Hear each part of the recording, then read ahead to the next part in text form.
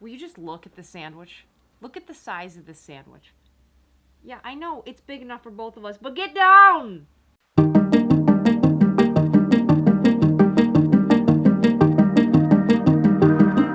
What is going on, guys? My name is Sarah. I hope you are all having a wonderful day. Just heading home from work today, running a little bit later than I'd like to, have a lot to do, so I've decided that I'm going to rely on convenience.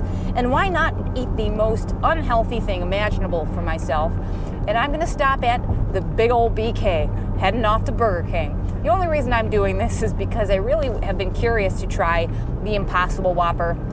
It has been out for a little while now, and I have yet to try it. And I figured I would share my experience here on YouTube as somebody who really doesn't frequent fast food really much at all. Maybe some occasional French fries, but I'm going to try the Impossible Whopper and let you guys know what I think.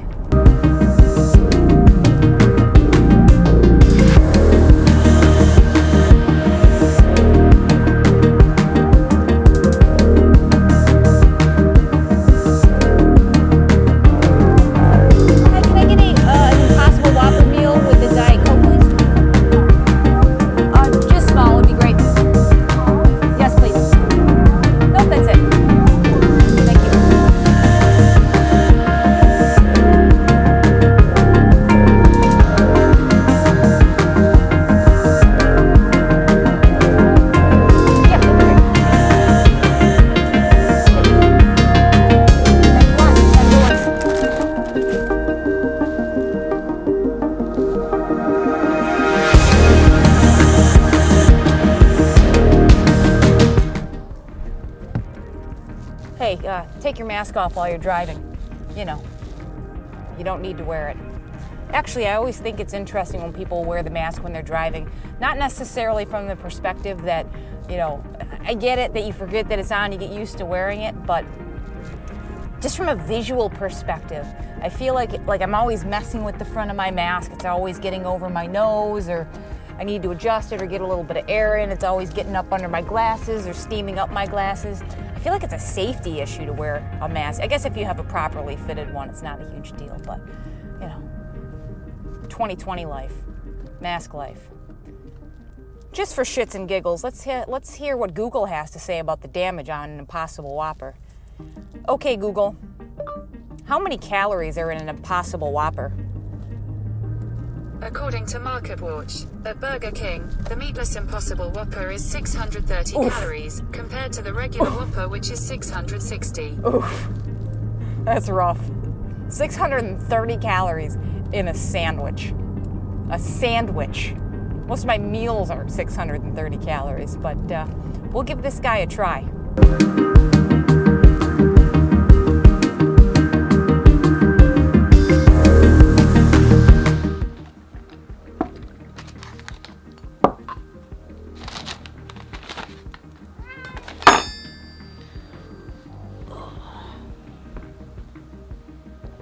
Really?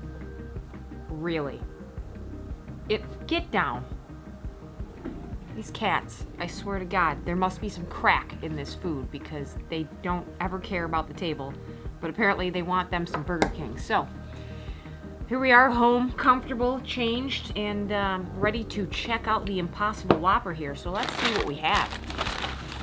Napkins, important. Got us a sandwich. I mean, I got the meal because at this point, I mean, we're just into the weeds, right? So why not? We'll create a makeshift plate here. Oh my God. Will you just look at the sandwich? Look at the size of this sandwich. Yeah, I know it's big enough for both of us, but get down! Go away. This sandwich is quite literally the size of my face. This is a huge sandwich. This is a 630 calorie sandwich that is the size of my face. And we'll dump out these fries here. Kind of whatever. Drink. Kind of pre-gamed this in the car, so you know there's that. So I've got the veggies here. So one of the things that kind of disappoints me about the marketing of this burger as a plant-based burger is that they put mayo on it. And I get it. I mean, people like mayo. That's what the Whopper is made of. But don't market it as a plant-based burger. Call it a plant-based patty. I feel like it's a little bit misleading to say that this is a vegan-friendly burger, but you do have to modify it. So, in the fashion of the Whopper, I'm going to put some Vegenaise on it, which maybe they should look into doing. I get it. Probably expensive and hard to store and keep on hand if it's not that popular, but I'm going to make this as close to a Whopper as I can, but let's take a look at what we have here. So we've got, looks like they've got ketchup, pickle, tomato, onion, like a very light sprinkling of lettuce. Pretty pathetic in the lettuce department. We've got the grill marks on there. Check out the other side here. That's kind of scary, actually. That looks and smells like beef. There's a hint of something. It's not unpleasant, but if you get close enough to it, I guess you smell a little of the, I don't know if it's potato that they make it with that is just not quite beef, but you really have to be looking for it. But let's see if we can get the camera to focus on this patty here. This is the burger patty. Look at the front here. Really annoyed right now. I brought in some bananas the other day from the store and they got a little bit spotty. And now I've got these fruit flies that will not go away, and it's really gross. It's that time of year, though. Here, I'm spilling shit on the floor.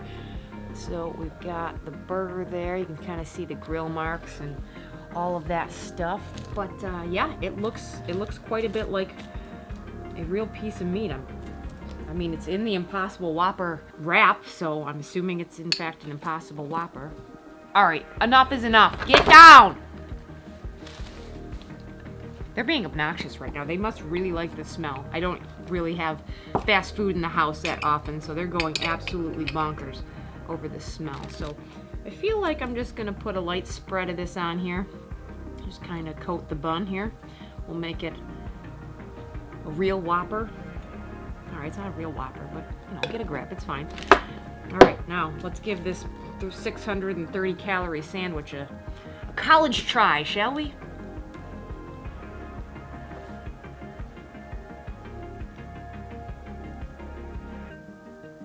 Really?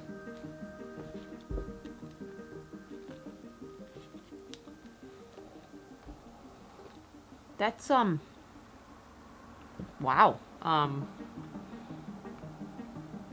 That tastes quite a bit like beef. It's been a long time since I've had beef, but, I mean, with the char broiling and the flavor, apparently Kitten thinks it's beef. Go away!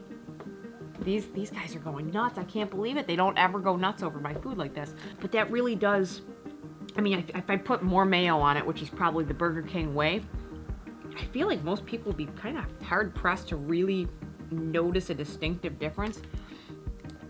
I mean, it even has like that texture. I don't think this is going to focus on that, but let's see if we can get it to focus on the burger there.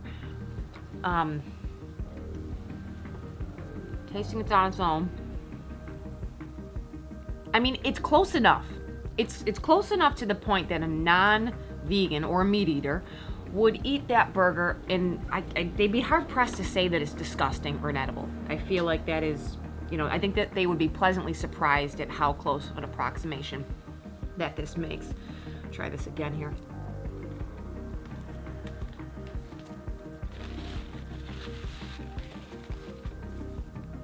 I mean, it's tough for me to make a comparison because it's been a long time.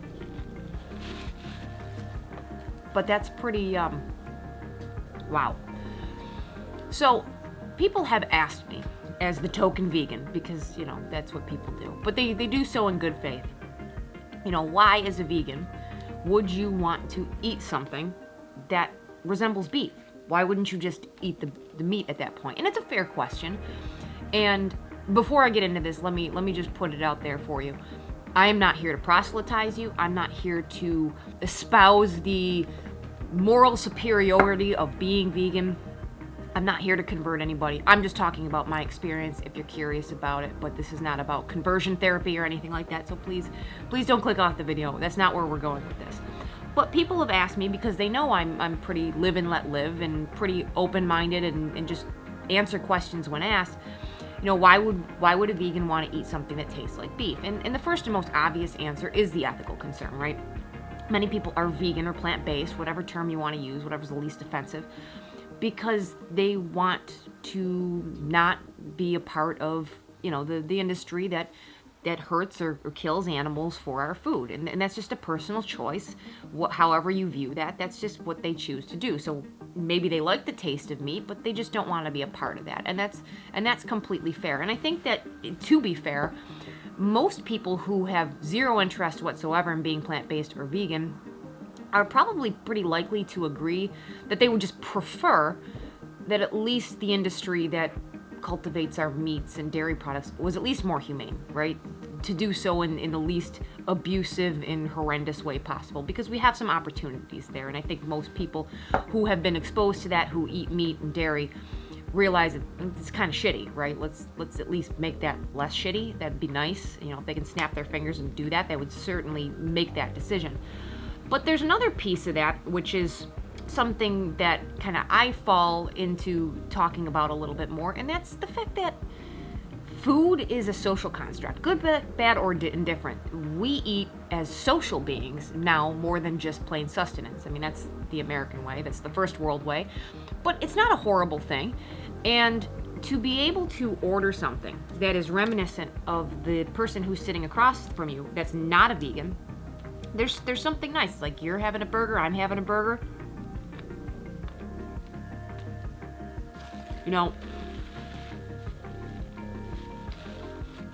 When I first went vegan, and this was about 10 years ago, I couldn't go to the restaurant and buy a burger. I had to make all sorts of crazy modifications, or order like a plain salad or just some basic spaghetti. Like, I couldn't really get a whole lot depending on where you went to. Sometimes you couldn't modify things at all to be vegan because there was so much butter and egg and whatnot and cheese and everything that it was just a pain in the butt. Like, it was just, you're better off cooking at home. Now it's just so much easier. You can order something that is very similar to the person across from you. And the other portion of that is just the creativity, right? We do so much surrounding cooking and being more creative. And if you actually step back and think about the idea of just the hamburger in general, that's not the natural state of meat. And we're used to it because it's been a part of our culture for a very long time, but just being creative with the food that you have available, whether it's plant-based or not, to simulate delicious flavors and things that people enjoy, it's just kind of neat that they're able to do this to make it taste like meat. I mean, for my own ends, I don't miss meat. This is okay. They did a good job with it. It's just not to my taste. I'm impressed with the fact that they've simulated meat so well, but I think that this is neat. I think that this is kind of cool that they're able to do this. Just to go back through my history of being vegan, for those people who are curious, this happened back in, it would have been about 2008 or 2009. And I was a couple of years removed from a very bad car accident I had in 2006, where I herniated some discs in my back. I damaged my shoulder pretty badly, needed to get surgery on the shoulder a few years later. And I was in a lot of pain afterwards. It was pretty substantial, the injuries. I mean, to put it simply, I should not have walked away from that accident, let alone walked. And I did, and I consider myself lucky every single day, but for a number of years, I was on very heavy pain medication just to make me a functional person, and I'm stubbornly independent, and I wanted to be independent, but right after the accident, the pain was so bad that I did need something to mitigate that pain, because it's your back, it's your shoulder, it's right by your face, it's the thing that supports your core and being upright, and it was very difficult to deal with. And being somebody who has always been inclined towards athletics and sports and being active, this was a huge pump of the brakes for me, of not being able to do all the things that I'm used to doing and being afraid to do those things because I didn't want to exacerbate an injury that was very serious. So for a number of years, I was just, I wouldn't say I was sedentary, but I was pretty average, right? For me, sedentary. By my standards right now, that is considered sedentary. And I didn't like it. Like, I didn't feel good. I didn't feel good on being on the medications. I was not addicted to the medications. It's not something I got high off of or enjoyed, but there is a function of being chemically dependent on them. So when you don't take them, the pain is amplified because they're so used to dulling those signals. And your blood and your cells are all used to a certain level of drugs in the system that you do feel sick. You do start to detox, even though nothing about taking narcotic medications was in any way, shape, or form enjoyable to me. But I was unhappy. I was unhappy with my state of health. It was leading to some depression. I missed being active.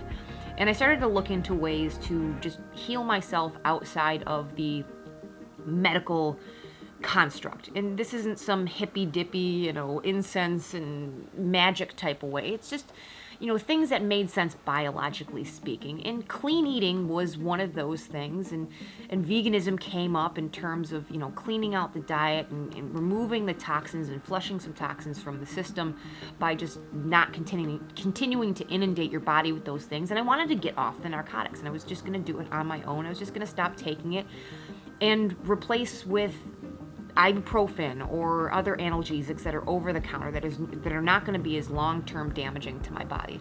And in kind of researching veganism, I stumbled into actually raw foods, and a short-term stint on a raw food diet was what I thought was the right thing at the time to try to start a new health journey. A health journey that's going to end with me eating part of this burger.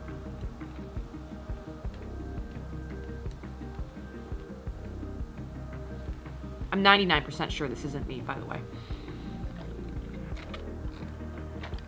99%.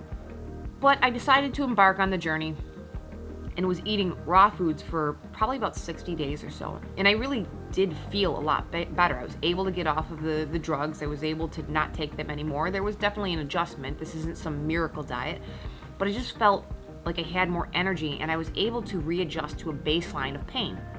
To this day, I live my daily life at a baseline pain of 5 or 6. And you know what? That's no strange thing to athletes. We all live at a baseline pain. But in my back and in my shoulders, there's a certain level of pain that I've just become accustomed to.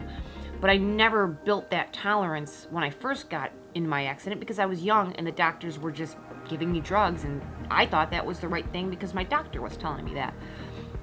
But I progressed from the raw food into basically a whole food, cooked food diet. So focusing mostly on fruits and vegetables and introducing more, processed food, having a cereal here or, a sandwich there. I wasn't super strict with it. And it wasn't a difficult transition for me because when I was younger, I did not really care all that much for meat or dairy. Red meat, I didn't really like. I liked chicken and turkey fine. I would eat what was served to me as a child, but if I had my choice, I would have picked a white meat over a red meat. And so red meat was something that as an adult, when I moved out on my own, I basically just didn't eat. And I would veer towards maybe a chicken dish or, a turkey sandwich or something like that, more for convenience, because going to a restaurant, if you're picking up some kind of convenience food or eating out with friends, it was just much easier to eat turkey or chicken, to find something on the menu, because it's more popular that way. But I think really I just tended to be vegetarian very naturally by chance, right? Just anything I prepare at home would just be incidentally vegetarian and very often vegan. I didn't like milk at all. I hated milk as a kid. I would not drink it. I have, especially now, lactose intolerance, which may be chicken and the egg. Maybe I didn't like it because it made me sick. I feel like I didn't like the flavor. I liked ice cream. Who doesn't like ice cream? But didn't eat it that often because, if you eat too much of it, you don't, at least my body didn't process it well and I didn't feel well. So it was just a nice treat, eating it in moderation, but it wasn't something that I had a whole ton.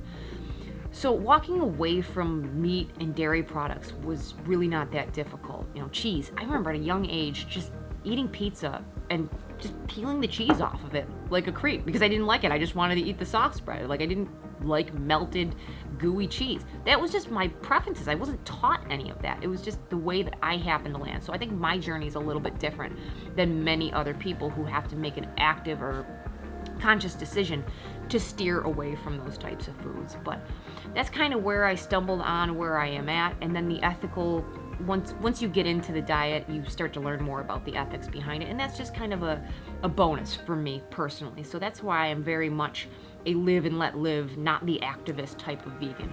If people ask me and they're curious, and I can answer questions or tell them things, I love doing that. And if I can convince somebody to introduce more plant-based foods into their diet or to even go vegan, that's a win. But that's not my goal. That's not my objective. I don't go out of my way to do those things.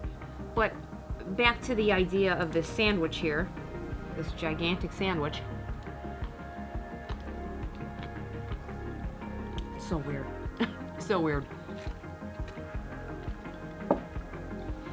So I think one of the places where this may have some utility is for those folks who might be actively pursuing a plant-based lifestyle but are having some difficulty with cravings or food addictions, and being able to eat something that's more akin to what they might be used to from a fast food place or just a burger in general, something that tastes similar to what they're used to. I think that this is definitely useful. I think from a cholesterol standpoint, like the calories and the fat are pretty bad in this thing. 630 calories. I'm guessing that the fat is probably not all that great. We'll take a look here on the good old master Google.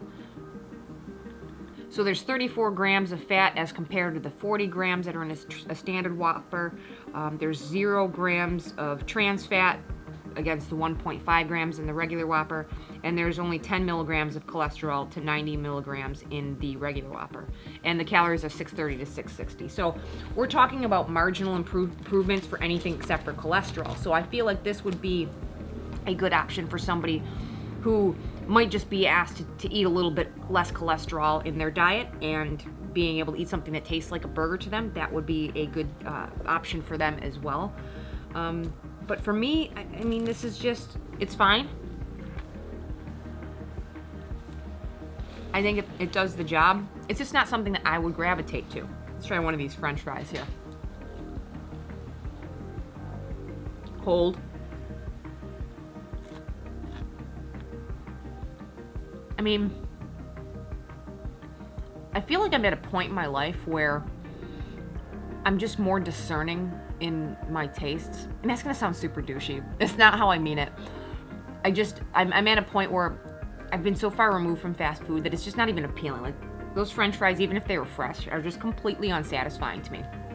Like, I'd much prefer to just buy a bag of store-brand French fries and throw them in the air fryer or throw them in the oven, wait a couple extra minutes, and salt them to my taste with some ketchup or whatever. It would just, to me, it seems like it would be much better. We're not talking about hand-cut fries here. We're still talking about crappy, quick food. I feel like my taste for fast food is just, it's just not really existent at this point in my life. I mean, at one point when I was a kid, you get the Happy Meal, you like the toy, the French fries are good, it smells pretty decent, but I think once you remove yourself from this stuff for a while, just even incidentally from not eating meat for so many years, I don't know, it's just not all that appealing. But that's not to take away from what they've done here. Like, I think that that's pretty incredible that, the Impossible Whopper brand and Beyond Meat, does something similar, just creates a meat patty that is just similar to what normal people eat. So I feel like for the novelty, I might eat it every now and again. This would definitely be an option that I would hunt down on like a road trip, or if I'm traveling and I need something quick. I know that I can go to a Burger King and get something that I can eat. I can modify it very simply. No mayo. So how many people ask for no mayo, even when they're not vegan? That's super easy. It's not complicated to get your hands on. So I think that's where I might have this, but I just don't see myself regularly, picking this up for a lunch or dinner. But try it out. Even if you have no interest in being vegan, try them out. Try them out side by side. I'm not going to eat them side by side for obvious reasons, but I'd be interested to hear if any of you guys have tried it side by side. I feel like I saw commercials months ago about like 2 for $5. Like, you can buy the regular Whopper with the Impossible Whopper so that you could try both of them together. If you've tried them, let me know in the comments below. I'd be super curious as to what you think, or even your opinion of it as a standalone, just as you compare it to other meat items or fast food items that you've eaten before. But this is like probably the worst mukbang ever. First of all, I didn't eat 100 of these. I ate half of it and I'm just completely uninterested and bored. And I went on some weird rant about my vegan journey. So I hope that this was entertaining for some of you. You got a little bit more insight into me, I guess, and what I eat. I have no idea. I'm gonna stop now because this has gotten ridiculous, and I'm just gonna throw it up there. I'm gonna throw it up on the YouTube land and see what people say about it.